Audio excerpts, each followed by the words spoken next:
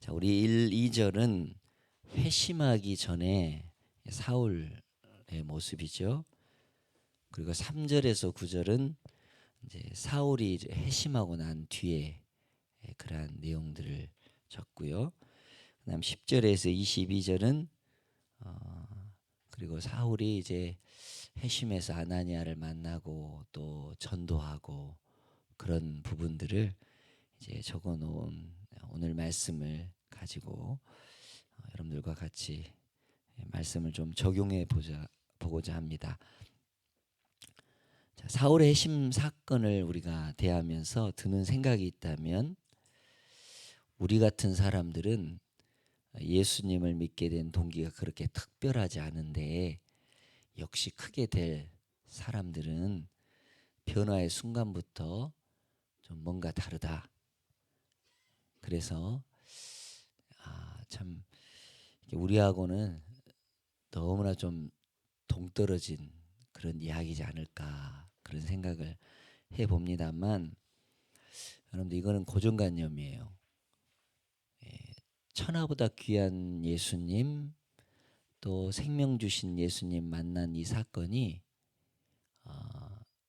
우리 입장에서 보기에는 뭐 완전히 대단하게 막 빛이 비춰갖고 막 뭐 아주 이 스펙타클하고 막 뭔가 막 이렇게 이 기적적으로 그러나 우리 예수님이 우리를 찾아오셨다는 것만 해도 우리는 너무나 감사하고 귀한 일 아닙니까? 그죠? 사울처럼 막 완전히 이렇게 뒤집어지는 그런 뭐 경험을 하지 않았더라도 잔잔하게 오는 그 은혜 속에서 내가 예수님 만나고 예수님 증거하고 예수님 사명 따라 가는 것 이거는 너무나 귀한 일이라고 저는 생각합니다. 우리가 앞장에서도 말씀을 보았지만 빌립이라는 이 집사님이 뭐 사울처럼 회심한 뭐 특별한 사건이 있었거나 뭐 그런 것이 없잖아요. 그런데 사마리아 성에 가서 이분이 성령도 충만했고 지혜도 충만했고 믿음도 충만했기에 이 일을 가능한 것이지 이것이 뭐 특별하게 어디 출신이 어떻고 배경이 어떻고 뭐 어떻고 해서 하나님 부르신 것 아니라는 겁니다. 그죠? 그렇다면 우리는 정말 하나님 앞에 우리의 삶을 드릴 수 있고 하나님이 쓰실 수 있는 그릇인가라는 것을 먼저 점검해 보아야 한다는 것입니다. 자, 여러분들 사울이 뭐 대단한 것 같은데 여러분 우리 입장에서 보면 이 사울은 정말 난폭군입니다. 그죠? 살기가 등등했고 뭐 예수 믿는 사람들 잡아 죽이는 위협하는 정말 폭군 중에 폭군입니다. 여러분들 일제 치하에 가장 무서운 사람들이 어떤 사람들이었습니까? 헌병이고 또 어때요? 일본 앞잡이하는 사람들 아닙니까? 그런 사람들 막 가면 막 애기들도 울음을 그치고 막 그럴 정도로 막 그랬다고 뭐 이런 얘기 있는데 사울이 그 격이에요. 그런데 하나님이 이런 사울을 쓰시는 것만 보면 여러분들 어때요? 여러분들 그렇게 막 극악무도하고 아주 나쁘게 그렇게 살다가 하나님의 부르심을 받는 게 좋으신 것 같아요.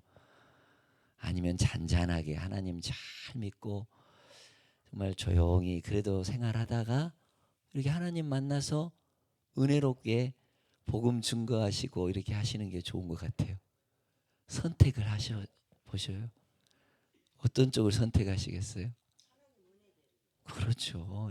저는 제가 그렇게 생각한다면 그렇게 하면 좋겠어요. 막 완전히 막 예수 믿는 사람 핍박해가지고 완전히 끝쪽으로 갔다가 완전히 끝쪽으로 오는 것보다는 저는 그냥 중간치기라도 잘 해가지고 예수님 잘 믿었으면 좋겠어요. 여러분들 순교하실 각오 돼 있어요? 사울은 사울 돼가지고 나중에 여러분들 이 어때요? 목 잘려가지고 죽어요. 극으로 갔다가 극으로 갈 정도입니다. 그러니까 이 특별한 하나님의 은혜가 아니고는 여러분들 예, 아 나도 사울처럼 좀 돼봐야 되겠습니다. 이렇게 되신다고 하면 정말 하나님의 크신 은혜요. 여러분 하나님의 특별한 계획입니다. 저는 제 신앙상 저는 정말 그냥 하나님으로부터 잔잔하게 부름받아서 잔잔하게 주의 사역하다가 하나님 나라 가면 좋겠다라는 생각. 예, 그죠? 어떤 분이 이런 생각을 했더래요. 예. 아, 나는 뭐 특별한 극적인 경험이 없는가? 나는 예수님 믿는 특별한 사건이 없는가? 그렇게 생각을 하고 나도 그런 특별한 사건을 좀 주십시오. 그렇게 기도원에 가서 기도를 하는데 자기 옆에서 문둥 환자가 기도를 하더라는 겁니다. 용문상 같은 데 보면 나 환자들 많이 와서 기도했어요. 그죠? 옛날에는 막 이렇게 근데 이렇게 가만히 기도하니까 이분이 엄청나게 열심히 기도를 하더라는 겁니다. 자기 상황이 그렇게 어려우니까. 그러면서 하나님께서 딱 주시는 말씀이 뭐냐면 야 너도 저 이 나 환자처럼 한번 돼서 너 이렇게 하나님 만날래? 그러니까 이분이 아닙니다 하나님 그냥 이대로가 좋습니다. 진짜 그대로 제대로 잘 믿어볼랍니다. 예, 그죠? 여러분들 사울과 같은 특별한 다메섹 경험은요 하나님이 결국은 이 말씀을 통해서 이방인을 위해서 특별하게 하나님께서 택하신 그릇이에요. 예, 여러분들 그냥 평소에 잘 믿으시고 학가다 잘 하시고 말씀 늘 충만하시고 기도하시고 하라는 대로 그냥 하기만 하면 여러분들 잔잔하게 하나님 은혜 가운데 갑니다. 예, 그렇게 잔잔하게 순풍에 돛달듯이 하나님 나라 가야지 그냥 폭풍우가 확 일어났다 그냥 그래가지고 주여 제가 여기 있습니다 그러고 주님 찾으시면 예, 여러분들 그런 것보다는 저는 제 이 말씀을 보면서 그런 생각을 좀 했다라는 겁니다. 예. 특별히 하나님은 사울이 필요했겠지요. 그러면서 저는 다메섹까지 쫓아가시는 우리 예수님을 한번 생각해 보십시다. 예. 우리 예수님은 다른 사람 사용할 수도 있는데 이렇게 극악무도하고 살기 등등하고 위험 있는 이런 사람 끝까지 따라가서 그 사람 변화시키잖아요. 그죠? 그 주님 안에서는 어느 누구도 다 변화될 수 있다. 그죠? 아유 저 사람 복음 들어가겠어. 저 사람 찔러봐야 피 한 방울 나지 않을 것 같아. 그냥 포기하자. 아유 그냥 복음 전해봐야 저 사람 뭔 소용이 있겠는가? 그런 사람도 주님은 쫓아가신다는 겁니다. 나 같은 사람도 쫓아오셔서 변화시켜 주신 걸 보면 여러분들 복음 들어가지 않을 것 같은 그러한 정말 예, 사람도 예, 들어갑니다. 그죠? 어제 우리 김문현 집사님이랑 김석구 간사님이랑 우리 영광이랑 저기 잔디밭 땅을 팠는데 꽃갱이질 계속하면 어떻게 돼요? 파집니다. 예, 파집니다. 단단한 땅도 파집니다. 예, 예수님 말씀 복음 들어가면 그건 생명이기 때문에 들어갑니다. 절대 포기하지 말고 끝까지 따라가신 우리 주님, 그죠? 예, 다메섹까지.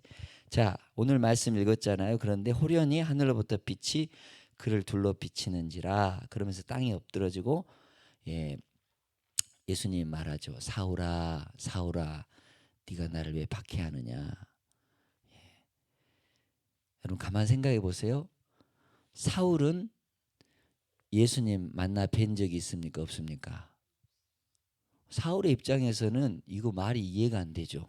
나 예수님 보지도 않았고 나 예수님 박해도 안 했는데 예수님이 사울아 사울아 너 왜 나를 박해하느냐 이 말은 뭐예요? 나를 믿는 사람들 네가 왜 그렇게 핍박을 하느냐 주변에 있는 믿음의 성도들 또한 하나님의 형상으로 아직 주님의 품 안에는 돌아오진 않았지만 돌아와야 될 사람들, 다 이 세상 사람들, 하나님의 구원받아야 할 사람들 아닙니까? 그 사람들 핍박하면 동일시대에 누구를 핍박한다는 겁니까? 예수님 핍박한다는 겁니다. 여러분들 그러면 어떻게 해야 되겠어요? 믿든 믿지 않든 간에 우리는 사랑만 해야 됩니다. 용서만 해야 됩니다. 용납해 줘야 됩니다. 그죠? 혹 우리가 그러지 못한 것이 있다면 여러분들 사랑 많으시고 또 용서하시는 주님의 힘으로 내가 그렇게 할 수 있도록 주님 힘을 주세요 라고 기도하는 것, 그것이 중요하지 않을까 생각을 해봅니다. 자, 예수님이 내가 박해하는 예수다, 이렇게 특별하게 놀라운 현현, 특별히 호련히, 이런 갑작스러운 일이죠. 거의 다메섹 거의 가까이 가서 이런 일이 있었습니다. 그죠? 정오쯤 되었다라고 했으니까 이 요새 날이 뜨겁잖아요. 근데 가장 정오니까 햇볕이 가장 강렬하게 쬐일 때인데 그것보다 더 강렬한 빛이 나는 거예요. 그죠? 우리 예수님은 이런 놀라운 은혜, 천국에 가면 7해보다 더 밝은 빛이 비친 곳입니다. 그죠? 거기는 죄가 없고 완벽한 곳입니다. 우리 예수님 생명의 빛입니다. 치료의 빛입니다. 그죠? 그 빛에 쪼이기만 하면 우리가 변화되고 우리의 삶이 바뀌게 될 줄로 믿습니다. 그래요. 자, 근데 같이 가던 사람들은 소리만 듣고 아무도 보지 못하여 서 있었죠. 그리고 사울은 어떻게 됩니까? 눈이 멀었죠. 자, 여기서 다메섹까지는 이제 가까운 거리일 수도 있겠지만 지금까지는 사울 청년 당당한 힘으로 살아왔죠. 가말리엘 문화에서 어떻게 보면 특별하게 공부도 하고 살아왔는데 주님 앞에 꼬꾸라지는 순간 이 사람이 자기 스스로 걸어갔습니까? 아니면 누구의 도움을 받아서 가고 있습니까? 그죠? 이제 도움 받아서 가고 있습니다. 예. 자, 그러면서 동료들이 그를 다메섹까지 이제 보니까 유다라는 집에 갔다라고 했습니다. 뭐 그 같이 가던 사람들 중에 뭐 아는 사람이 있었던지 하여튼 유다의 집에 이렇게 데려다 줬습니다. 이제 그 시각에 또 하나님은 어떤 역사를 하고 있습니까? 아나니아라는 사람을 하나님이 준비시키고 있는 것이죠. 저는 여기서 여러분 신생아실 가보셨죠?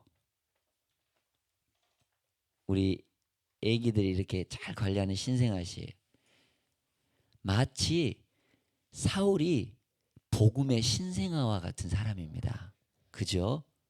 이제 주님을 만났으니까. 그러면 누구의 도움이 필요해요? 신생아실에서는 24시간 이 간호사들이 늘 보고 있죠. 그냥 이렇게 애기 낳은 대로 방치하고 있지 않잖아요. 바로 신생아된 이 사울을, 아나니아를 붙여서 하나님이 잘 양육하고 있는 것을 볼 수 있습니다. 너무나 좋으신 하나님이시지요. 예, 저는 이 장면을 이렇게 보면서 하나님은 이렇게 또 준비해 주시구나. 그러면 하나님께 맡기면 우리의 인생이 편할 텐데, 그죠? 내 인생대로 내 마음대로 살아가면 그거 곤란합니다. 그거 힘듭니다. 그런데 하나님은 다 우리를 위해서 예비해 놓으시고 준비해 놓으시고 또 우리를 도울 자를 여러분들 다 준비해 놓고 계신다는 사실을 우리는 기억해야 될 줄로 믿습니다. 자, 아나니아가 이제 하나님의 음성을 듣죠. 예, 그러고 주여 제가 여기 있습니다. 이렇게 반응을 합니다. 이 말씀은 선지자를 부를 때 거의 대부분 선지자들이 했던 소명의 말씀입니다. 예. 이렇게 되기까지는 아나니아는 이미 신심이 두터웠던 사람이라고 우리는 생각할 수가 있겠죠. 예.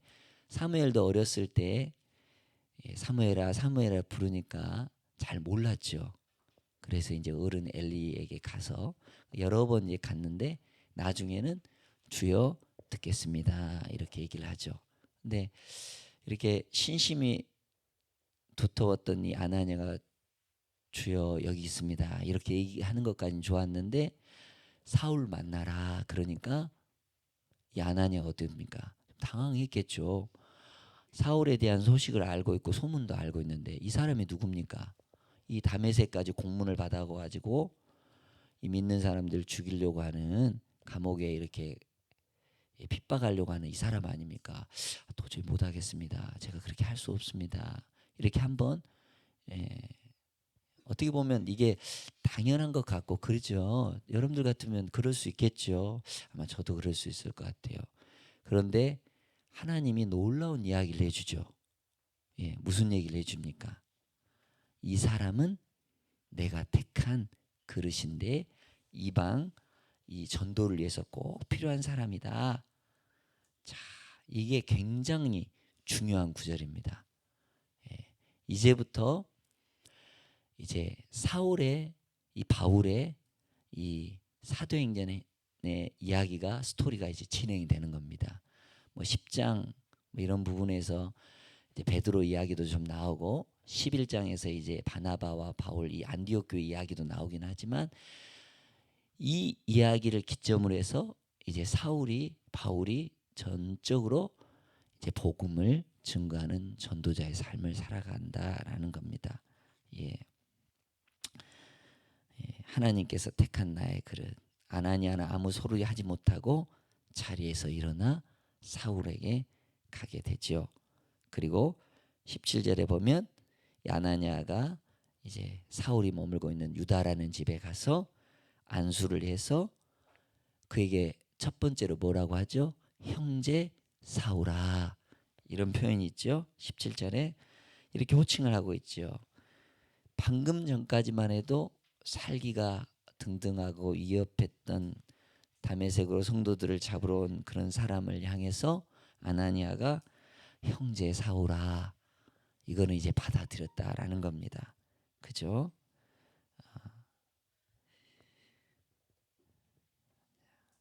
우리의 삶이 이렇게 되었으면 좋겠지요.